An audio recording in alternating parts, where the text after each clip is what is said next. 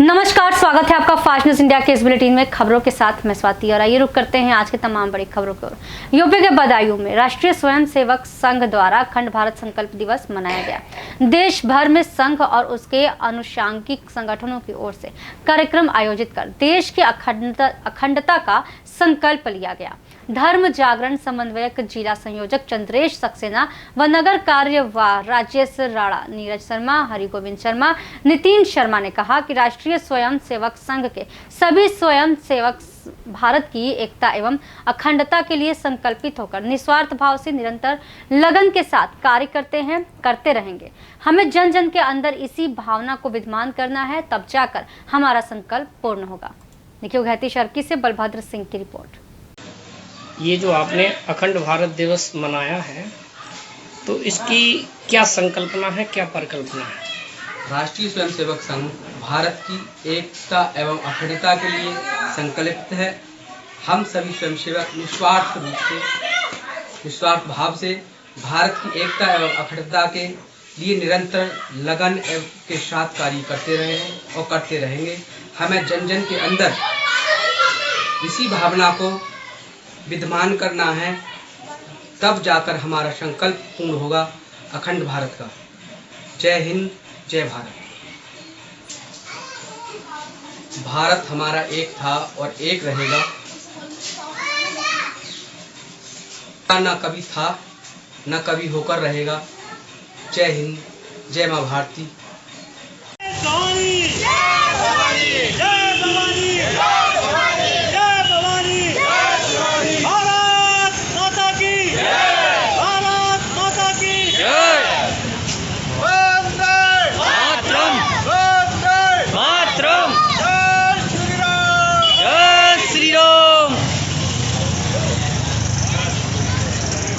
UP के झांसी जिले के ककरवई थाना अंतर्गत जन्माष्टमी के 6 दिन बाद छठी मनाई गई।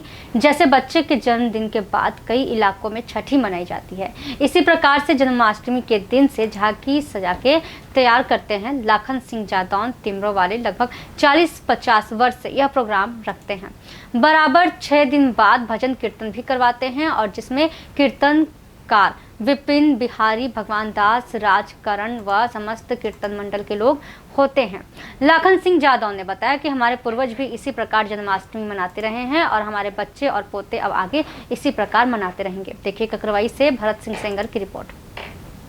नाम लाखन सिंह जादव, टिमरोमाले, निवास धनौरा।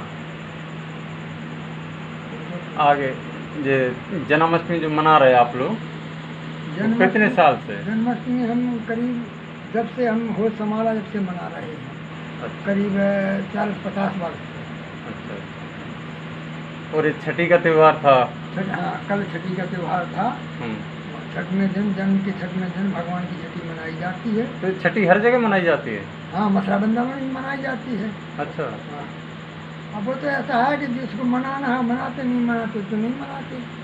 तो ये भावना कब तक है आपकी कि हम ये मनाते रहेंगे? हमारे तो बहुत जमाने से दो प्यारी में कर गई। हाँ। बराबर मनती आई, हमारे पिताजी भी मनाते रहे और आगे मनती रहेगी। मनती रहेगी। हाँ। आप अपने बच्चों को भी यही सीख दे रहे? हाँ, हम बच्चे ही मनाते हैं। हम तो एक सिर्फ थोड़ा सा समझिए के नाम ही है, करते सब बच्चे ही। अच्छा। तो अभी आपका जीवन है जब तक तो ये मनी रही और बच्चे भी मनाते रहेंगे? नहीं, बराबर मनेगी। तो कीर्तन मंडल भी वगैरह 6 दिन चलते रहते हैं हरदम? हाँ है? हाँ, कभी कीर्तन मंडल है, कभी भजन पार्टी है, कभी महिलाओं का प्रोग्राम है, कुछ ना कुछ होता रहता है। यूपी के जनपद प्रतापगढ़ पट्टी कोतवाली के अंतर्गत ग्राम सभा नोही का ट्रांसफार्मर जल जाने से 1.5 माह से इस बरसात के महीने में लोग अंधेरे में हैं। ग्राम सभा के लोगों के सहयोग और कमलेश सिंह के प्रयास से आज 18 अगस्त को दूसरे ट्रांसफार्मर से मैकेनिक गोरेलाल यादव के द्वारा गांव में विद्युत लाइन का कार्य प्रगति पर दिख रहा है। बिजली विभाग के लोगों द्वारा जिनके घर में मीटर नहीं लगा है, क्या 1.5 महीने का बिल उन्हें भुगतान नहीं करना पड़ेगा। अगर 1.5 महीने का बिल लिया जा रहा है तो यह किसानों के साथ बेईमानी साबित होगा। बिजली विभाग के अधिकारी सोते रहेंगे और जो प्राइवेट सेक्टर में काम कर रहे हैं उन्हीं लाइनमैनों के द्वारा क्षेत्र में विद्युत लाइन का देख रेख एवं मैकेनिकल कार्य कराया जाता है, जबकि उन्हें नाम मात्र की वेतन दी जाती है। 18 घंटे और उनसे काम लिया जाता है। यह सरकार की अवस्थाएं हैं। प्रतापगढ़ से विशाल रावत की रिपोर्ट।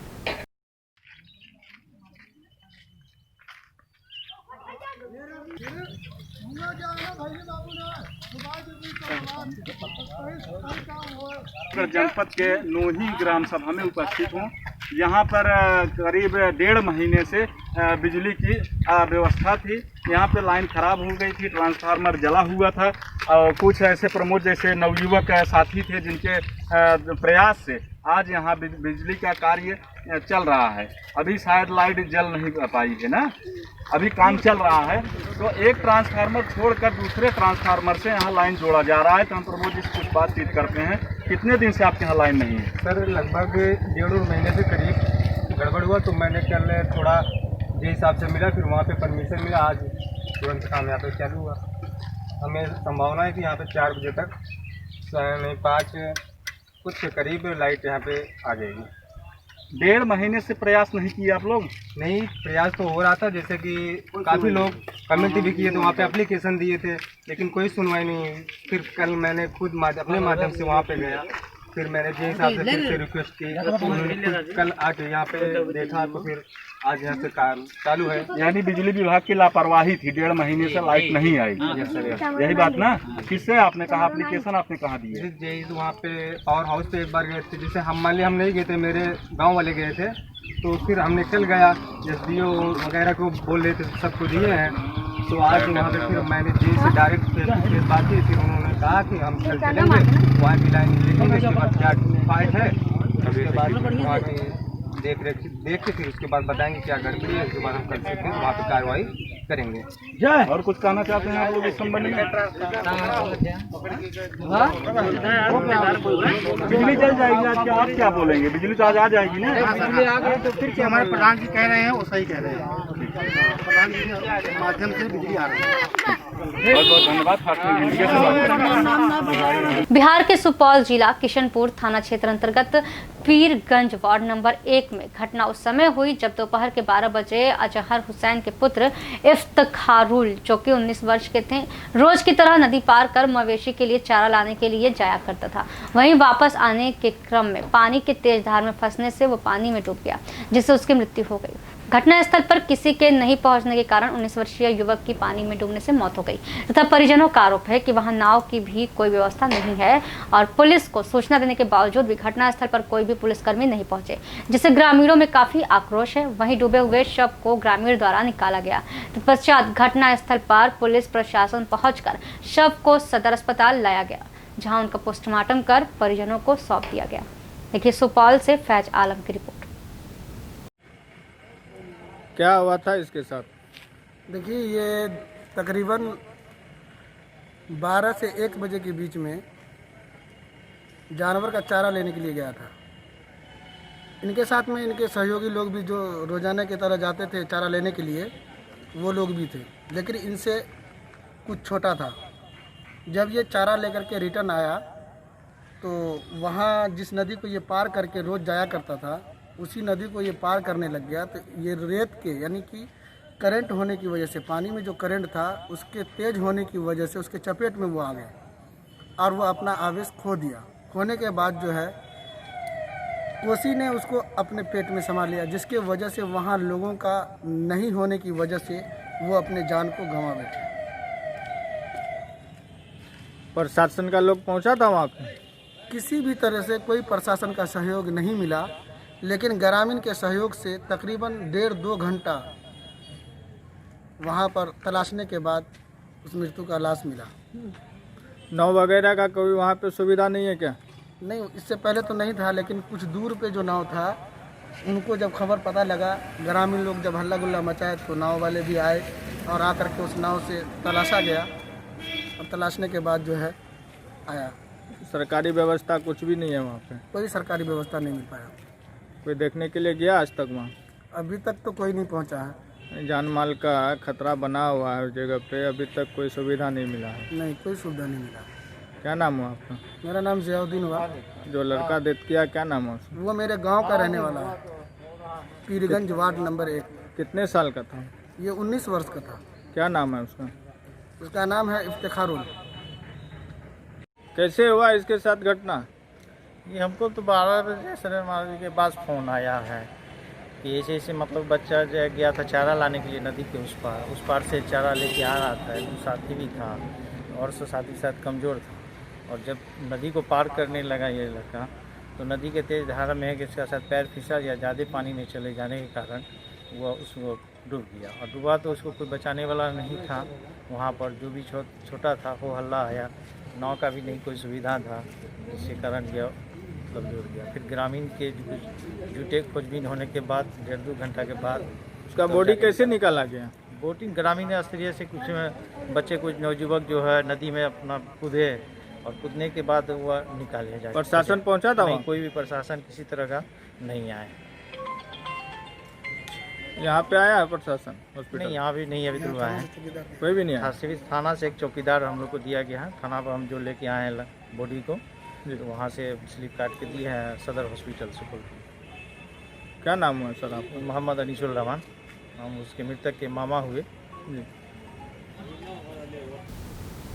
यूपी के जनपद कासगंज के कोतवाली कासगंज क्षेत्र में ग्राम खुर्रमपुर में युवक गोपाल सिंह पुत्र गया प्रसाद की हत्या कर दी गई, जिसके संबंध में मृतक के भाई गीतम सिंह पुत्र गया प्रसाद निवासी ग्राम खुर्रमपुर कोतवाली कासगंज जनपद कासगंज द्वारा थाना कोतवाली कासगंज अभियुक्त गढ़ पप्पू पुत्र गंगा सहाय निवासी ग्राम खुर्रमपुर कोतवाली कासगंज जनपद कासगंज सुनहरी पुत्र गौर साहब निवासी ग्राम हरनामपुर कोतवाली कासगंज जनपद कासगंज पंजीकृत कराया गया तथा विवेचना प्रभारी कोतवाली कासगंज राजीव सिरोही द्वारा स्वयं ग्रहण कर संपादित की गई।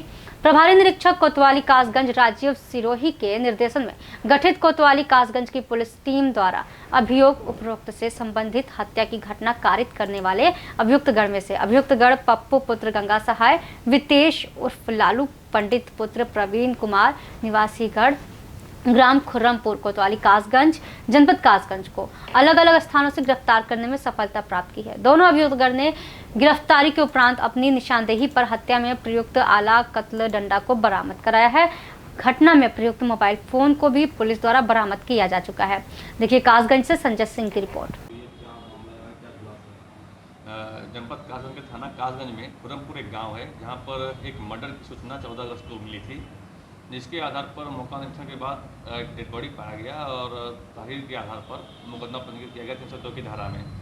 थाना अध्यक्ष कासगंज के द्वारा विवेचना के कार्रवाई के क्रम में पप्पू और सुनहरी ये 2 नामजद थे, इनकी जांच की गई, तफ्तीश की गई और दबिशें देकर इनको खोजा गया, ढूंढा गया, जिसमें से कि एक और नाम वितेश उर्फ लालू पंडित प्रकाश में आया। पप्पू और वितेश उर्फ लालू पंडित को उनके घर से खुर्रमपुर के गाँव में बरामद किया गया, गिरफ्तारी की गई और इनके निशानदेही पर इनके द्वारा कत्ल करने के दौरान प्रयोग किए गए डंडे को भी प्राप्त किया गया और वहां पर जो भी एक मोबाइल प्रयोग इनके बीच में कम्युनिकेशन किया गया था और मोबाइल भी बरामद किया गया। सर, कत्ल करने की वजह क्या है? दरअसल क्या है कि जो मृतक है, मृतक का नाम गोपाल है, तो गोपाल पुत्र गया प्रसाद ने पप्पू को 2 लाख रुपए दिए थे, जिसको पप्पू ने जो है जुए और शराब में उड़ा दिए और बार गोपाल के द्वारा पप्पू से वो पैसे मांगे जा रहे थे, जिसमें पप्पू टालमटोल कर रहा था। इस पर जो है पप्पू परेशान होकर ये प्लानिंग बनाया और गोपाल को बुलाया और उसको नशे की हालत में खूब शराब पिलाकर और रात में उस डंडे से इस कत्ल को अंजाम दिया। तो ये थे अभी के समाचार। आगे कुछ खास खबरों के लिए बने रहिए फास्ट न्यूज इंडिया के साथ। धन्यवाद।